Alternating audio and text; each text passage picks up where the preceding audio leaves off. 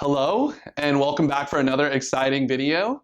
My name is Michael Goodrum, and today we're going to talk about how to create the absolute best fundraising video for your next campaign. Let's get into it.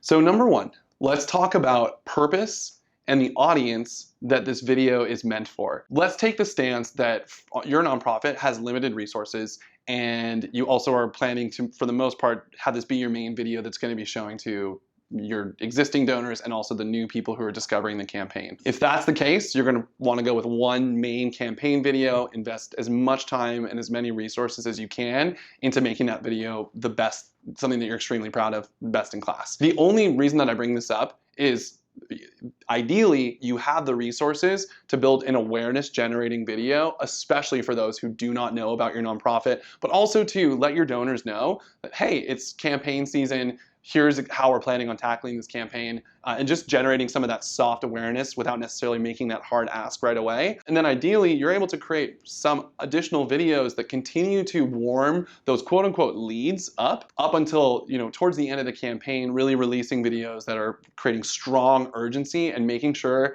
that those gifts close on time. So number two, really simple, but length. Something that we get asked all the time. And when I first got in here, I asked as well, is how long should a campaign video be? To answer that question, we have to think through where are we planning on using it.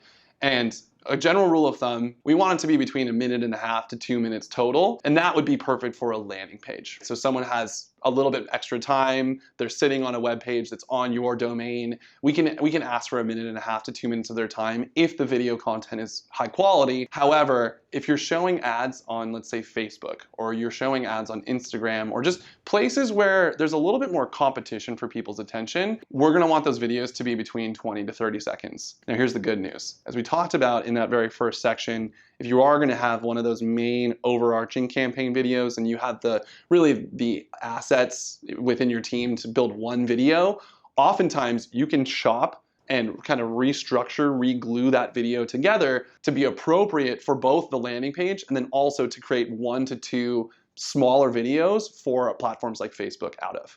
So that's how we would talk about length. So now let's talk about content, number 3. Let's talk about content for 2 different scenarios of videos. The first, which I would say is probably the more classic style of campaign video, is going to be the resolve type video, where you're really showing a little bit of the problem and then there's a crescendo into the issue that you're looking at being resolved. So we worked on a project last year with an organization helping bring clean water to communities in Africa. The beginning of that video started with showing these people digging into lakes and digging into just places where the water was not clean. It really didn't even need words to convey that. It was just obvious through the way that it looked. And then we used music to crescendo to a high point where the well was built. The communities no longer needed to do that kind of sourcing to find their water. And it just very naturally flowed and created a really nice Facebook ad, actually. And then the second kind of video doesn't always have to end positively, right? We sometimes get in that mindset of starting with problem and then talking about solution, but we also actually ran a campaign this last year end where a nonprofit was showing a child who was kind of getting ready for the day. It was dark, it was early in the morning, and then you're sort of wondering what's happening with this kid. Why is it so dark? What is he doing? And then you realize that he's actually getting ready to go shine shoes on the streets where other children are walking by him going to school. And so campaign videos don't have to have that resolution point, but there does have to be a story arc. It has to generate some kind of curiosity in the beginning about what's going on, and there needs to be a crescendo. Whether that crescendo is positive or negative is going to be up to you and the way you want to tell the story. And then ultimately you can also use music to make sure that that crescendo and those inflection points of the arc are really felt by the user watching the video. So let's talk about number 4, which is how do we adapt this campaign video that you're building for different platforms in the modern day. Really, really important thing to note here is we almost never want to do a full narrative video, right? Where we really need the user who's watching it to be able to hear every single word to understand the message of the video or what it's conveying. Something that we recommend is